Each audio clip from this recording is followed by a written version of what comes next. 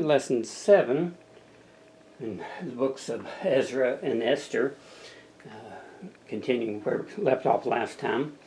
We were talking about Joshua and how that he was taken before the Lord along with Satan was there, and he was to remove his garments and to put on clean garments.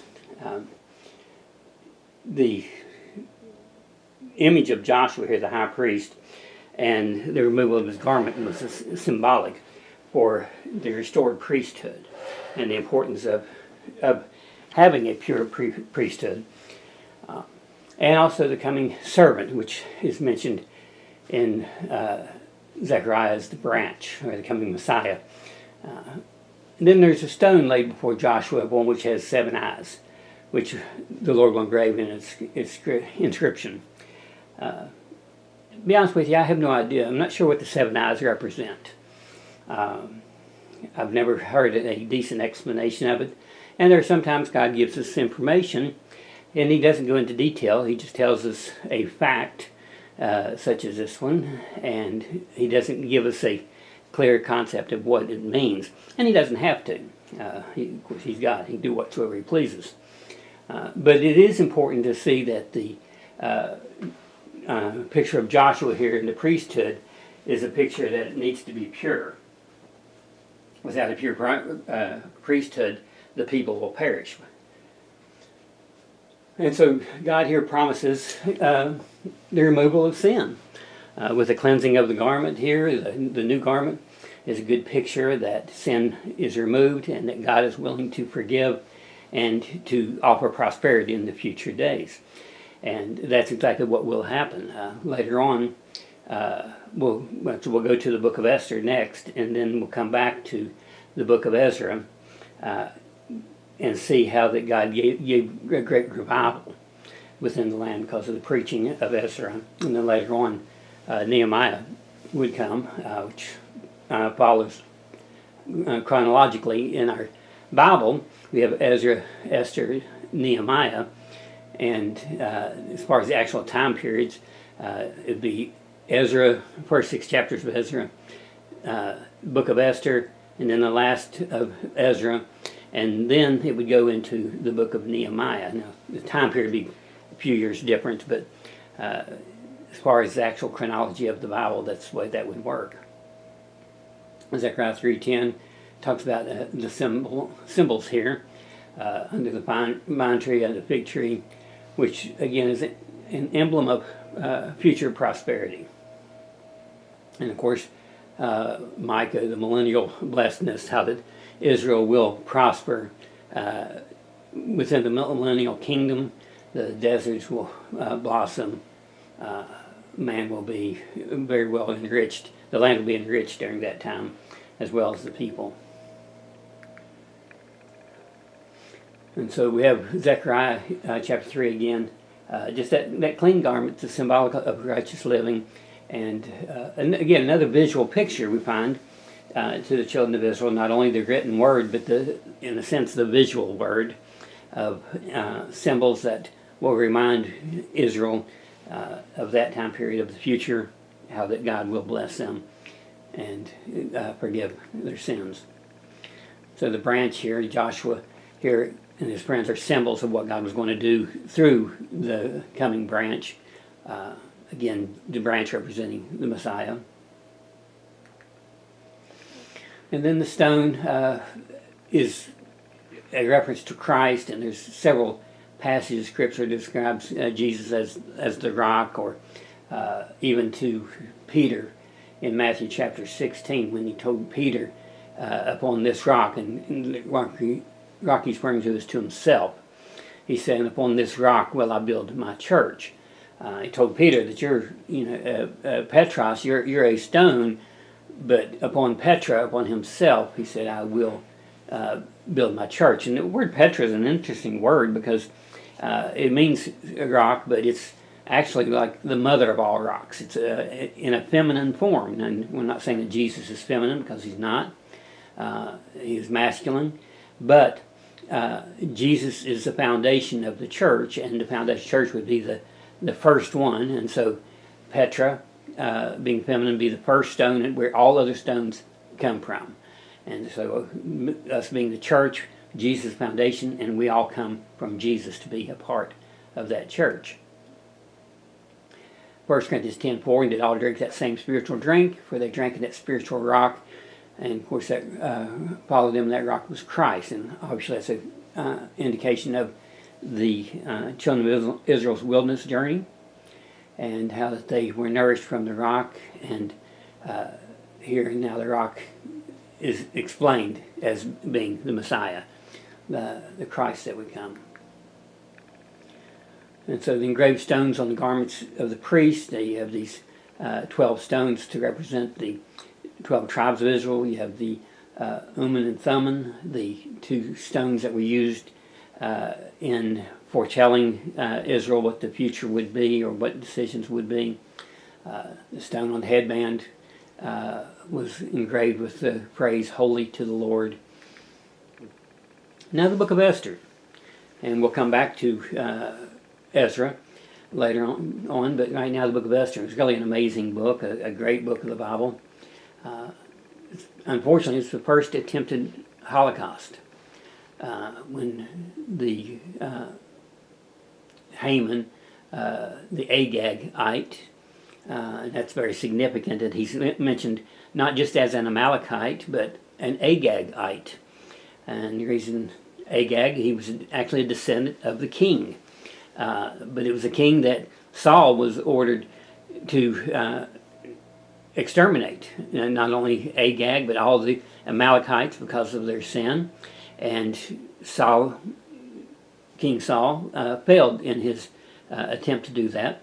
Instead held back on it, and later Nathan would come in and have to destroy Agag, but some of his people got away. Obviously, here we have Haman now, a couple centuries later, then obviously some of them survived that, and Saul did not do the job that he was supposed to do. And this later on would lead to the Jews, the attempt on the Jews to exterminate them. Esther 8:9 is the longest verse in the Bible. It has 90 words in it. And the book of Esther is quoted or alluded to 3 times in 2 New Testament books. So it also covers a 10-year period of time from 483 to 473. And so you see the temple was built in 516. So you have 31 years later the book of Esther. And again, for a 10-year period of time. 2 books of the Bible that are unique in that they do not reference the Lord's name is Esther and Song of Solomon. It does not mean that they're not biblical books, because obviously they are.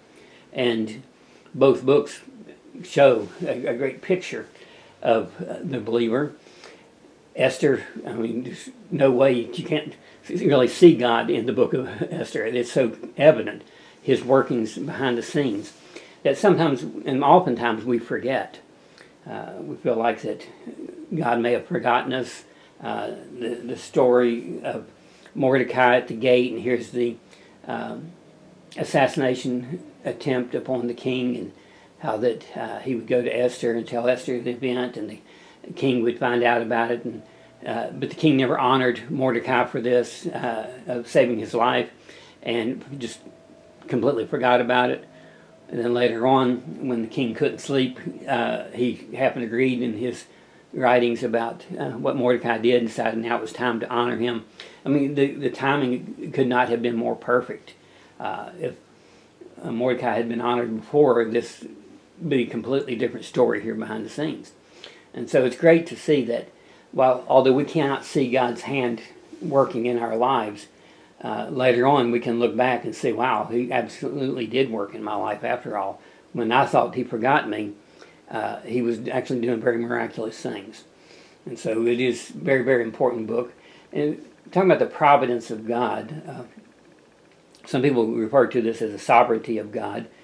Sovereignty of God means that God is the ultimate ruler. I mean, that's what sovereign means. If you look up the word sovereign, it refers to a king or someone in authority.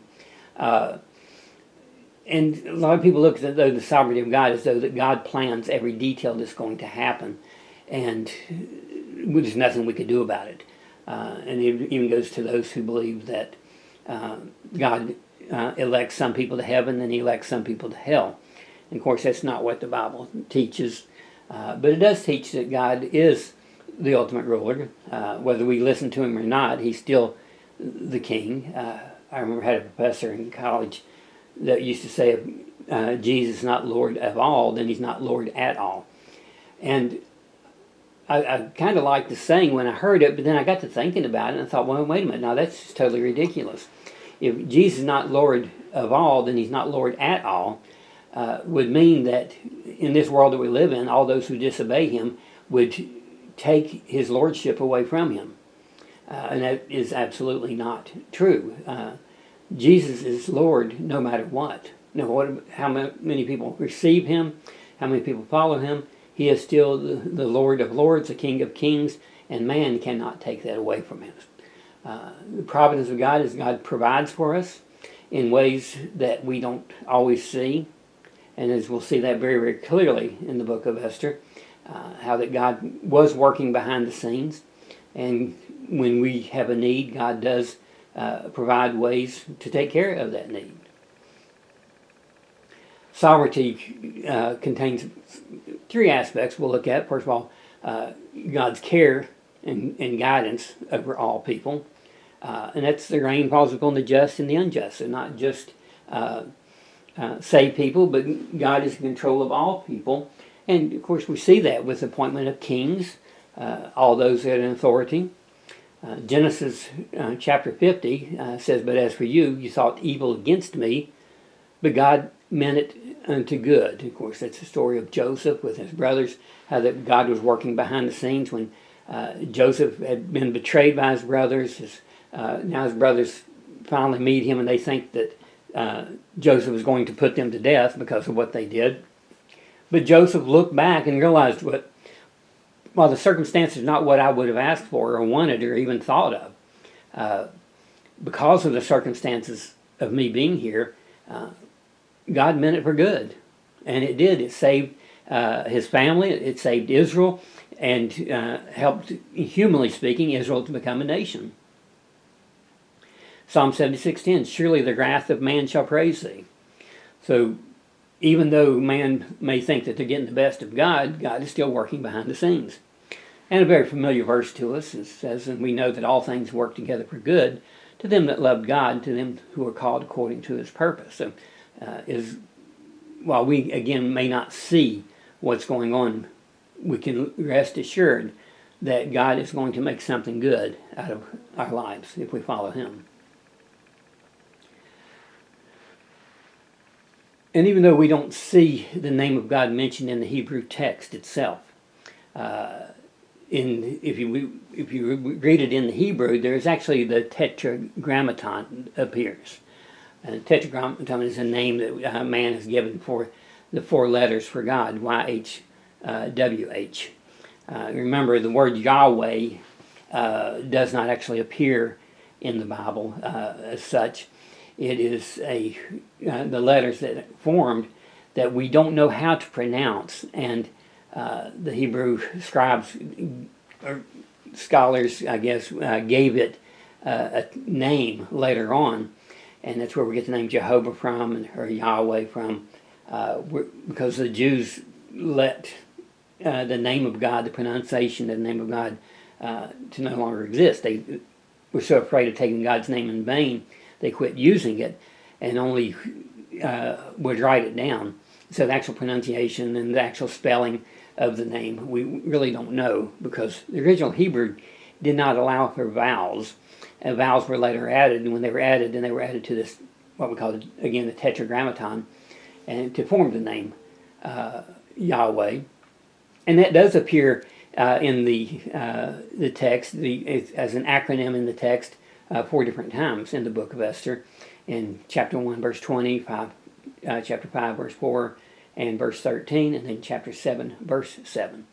So, again, it kind of shows, while we don't read it in the English text, God is still definitely working behind the scenes there. just an abbreviated passage here of Esther, and not that don't want to delete anything from the Word of God just for sake of class here. It says Ahasuerus was in Shushan the palace. In the 3rd year of his reign, he made a feast, and the drinking was according to the law. None did compel, for so the king had appointed to all the officers of his house that they should do according to every man's pleasure. Also Vashti the queen made a feast for the women in the royal house. On the 7th day, when the heart of the king was merry with wine, he commanded the 7 chamberlains that served in the presence of Ahasuerus the king to bring Vashti the queen before the king with a crown royal, to show the people and the princes her beauty, for she was fair to look on. But the queen Vashti refused to come at the king's commandments by his chamberlains. Therefore was the king very wroth, and anger burned in him. What shall we do unto the queen Vashti according to law, because she hath not performed the commandment of the king Ahasuerus by the chamberlains? And Memucan answered before the king and the princes, Vashti the queen hath not done wrong to the king only, but for this deed of the queen shall come abroad unto all women, so that they shall despise their husbands in their eyes, when it shall be reported. If it please the king, let there go a royal commandment from him. Let it be written among the laws of the Medes, Persians and Medes, that it be not altered, that Vashti come no more before King Ahasuerus, and let the king give her royal estate unto another that is better than she. So here's the premise of the beginning of the book of Esther. They're having a big drunken party, a big celebration, and it starts off when the king doesn't compel anybody to come, but he later decides to compel Vashti to come, and just to show her off, and she refuses, and the king's people, his man Memucan, was afraid that if the queen can get away with it, then our wives can get away with it. So, king, you better bring her out here, or we'll all be in trouble. And of course, a very, very foolish statement there, and very foolish even on part of Ahasuerus, because he listened to this man who was only really looking out for himself anyway. And he does order her to come before him. Ahasuerus ruled from Susa. If you remember in other classes, we've talked about Susa before. It's the capital of Persia, of the empire at that time. And there were 127 different provinces throughout the land. And this was a 6-month or 180-day celebration, then followed by a 7-day banquet here. And the reason for this celebration was probably to raise morale. It happened at a time when Ahasuerus' father was Darius, however you want to pronounce it, the Great, who had attempted to capture Athens. And of course he failed in that attempt. And so to keep the people from looking at the negative, they decided to have this big celebration, this big party, so that people would look on the positive. On the 7th day of the feast, Ahasuerus then ordered Vashti to parade herself. The king said to the wise men which knew the times, for so was the king's manner toward all that knew law and judgment, what shall we do unto the queen Vashti according to law, because she had not performed the commandment of the king Ahasuerus by the chamberlains? As we read in the previous passage, it talked about the laws of the Persians and Medes, or laws of the Medes and Persians, sometimes listed both ways. That was a very strong law in those days and times, and it's a very important rule of thumb for law, and that was that all people, no matter who they were subject to the law, and no human being could ever change the law. Once a decree was made, then it was made. The king himself could not change it, and we'll see that plays into the decision that when Haman wants to execute the Jews, it's the law of the Medes and Persians, and so the king could not change that law, and that's why later on he just told Mordecai and Esther, y'all figure this out because I can't, and he kind of walked away from it. And God enlightened them on how to do that, and a very, very simple solution. But the point being is that once that law is made, then it has to continue. Nobody can stop that law. And again, Memucan here answered here before the kings and the priests in chapter 1, verse 16 through 19, and was afraid. that again, that Vashti gets away with this, and our wives get away with it, and we're all going to be in trouble. Vashti is a very strong woman. She's a very great character in the Bible because it does show her strength. And it's another thing that I've talked about before in other classes, but I think a very important Bible study would be to study the people of the Bible. Not just what they did, but how they were able to do what they did. And sometimes it relied upon the people's personality. When you think about Esther, Esther was very humble. She told Mordecai, whatever it is that you want, I'll do. And you can see her humbleness and the way that she acted even towards her own husband. In the New Testament we have people like Paul, who was very dogmatic about everything that he did. He didn't see any gray areas in life. He saw it one way or the other, and that's the way it's going to be done. If you don't do it this way, then I'll have nothing to do with you. And that's why he ended up breaking fellowship with the one human being that impacted his life more than anyone else, and that was Barnabas. Because Mark in Acts chapter 13, verse 13, quit the ministry at that time, quit the mission trip, and when Barnabas wanted to bring him back, Paul got mad at him. They broke fellowship over that. But it shows you the character of Paul. You can look at some of the statements Paul makes in the New Testament that are athletic statements, statements of different types of running or race or whatever it might be. And so we see his attitude in life. We can see Mark's. We can see Barnabas. Barnabas was a son of encouragement. Remember, his name wasn't even Barnabas. Most people don't even realize that his name was Joses, Joses, or could have been translated as Joseph. But nevertheless, a very compassionate one who was very secure in his own relationship with God, wasn't afraid about who would get the credit. When Saul became Paul, and Saul means asked for, and Paul means little one, we see how that the character of Paul changed. Instead of him trying to be the one in control, he was willing to humble himself in some ways, and so his name changed. Didn't completely get rid of his pride. We see later on it did affect him. We see Peter, who struggled with his looking down upon Gentiles, his prejudices, and how he struggled to get over that and failed a few times, but eventually would get it right. You can look at David as a young man, how he was humbled, and the only thing that he wanted to do when fighting Goliath was not to win the daughter of Saul, not to win riches, but simply to show everyone there was a God in Israel. We could look and see the leadership of Moses, the leadership of Joshua, the way that they did things.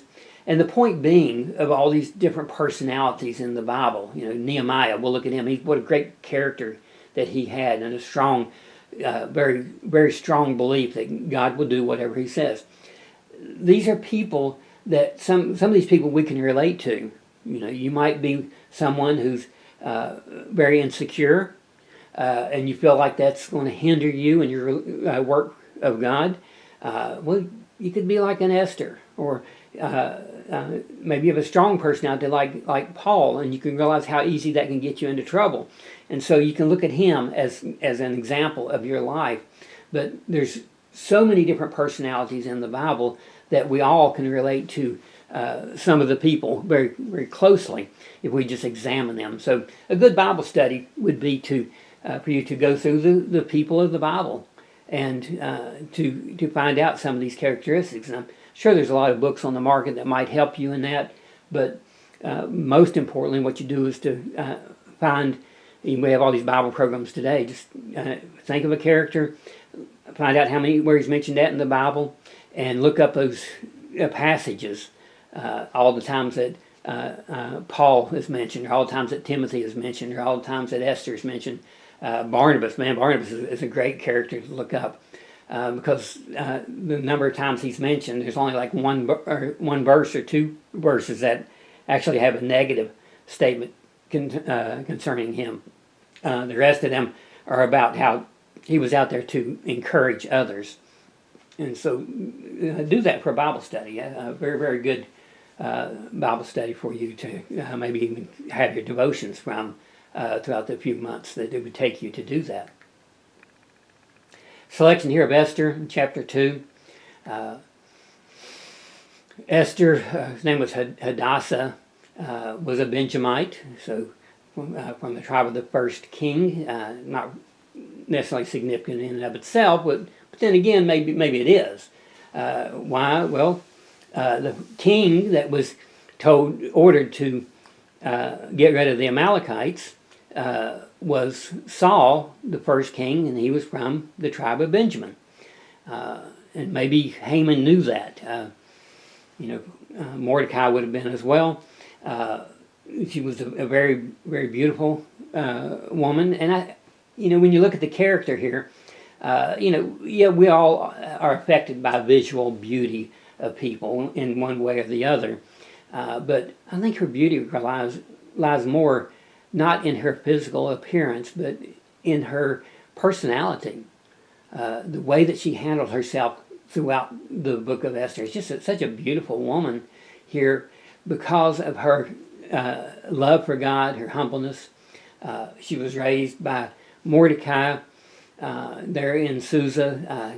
Remember, they were still slaves in a sense, and it's kind of interesting because they were under the orders of the government because they were Jews, and they were limited in many ways, but there were ways for a non-Persian to come into power. Remember, Haman was an Amalekite. He wasn't a Persian, and yet he rose to great power. And so Esther would end up doing that because of the situation that God allowed her to be in. It says, now in Shushan the palace, there was a certain Jew whose name was Mordecai, the son of Jair, the son of Shimei, son of Kish, a Benjamite. Now, obviously, this does not go through all the names in his genealogy. A lot of times in the Bible genealogy, it may leave out several generations because it's just getting to the point of it is that originally he was a descendant of Kish, a Benjamite. And if you remember, Saul was a descendant of Kish as well, verse 6, who had been carried away from Jerusalem with the captivity, which had been carried away with Jeconiah, king of Judah, whom Nebuchadnezzar, the king of Babylon, had carried away. And he brought up Hadassah, that is Esther, his uncle's daughter, for she had neither father nor mother, and the maid was fair and beautiful, whom Mordecai, when her father and mother were dead, took for his own daughter. Now when the turn of Esther, the daughter of Abihail, the uncle of Mordecai, who had taken her for his daughter, was come to go into the king, she required nothing but what Haggai, the king's chamberlain, the keeper of the women, appointed. And Esther obtained favor in the sight of all them that looked upon her. So here in this contest, this is not a very simple beauty contest, it's a very elaborate contest, that she, humbleness, agreed with Mordecai to enter in the first place. Then, when she got into the contest, she was told, basically, whatever you need, we'll give it to you, just ask for it. And she just kind of, I picture her almost as lowering her eyes before Haggai and saying, you decide whatever you want, that's what I'll take. Okay, however you want me to dress, whatever you want me to do, I'll do that. And that impressed the king's chamberlain to the point where Esther actually found favor because of that. And so you can see how her humbleness here has already helped in her ministry. The importance of that. And here, I'm not going to read all this, but kind of for your homework, we'll stop with this screen. Read the book of Esther. Read the first 5 chapters of the book of Esther. And read it carefully. In fact, you really probably should read it a couple of times. Not fast. Not just read it to get through it. I mean, 5 chapters, if you read it twice, 10 chapters within a week's time is not so much. We waste a lot more time than that in a week's time, and this obviously would not be a waste of time. But read it very carefully because the events here in these first few chapters will make a difference in the latter chapters. And so if you really study this and you get this, when things happen, you'll be able to see the providence of God just unfolding as God works behind the scenes, and it can be a very humorous book in many ways, but it's also just a great book of the Bible because it just shows that God does care about us. God cares about the life that we go through, and God provides if we serve Him the way that we're supposed to serve Him. So read this again. I recommend that you read it twice, first 5 chapters twice, and that way you'll be ready next week as we cover the next class. Thank you again for coming to the class, and I hope that this class has been a blessing to you.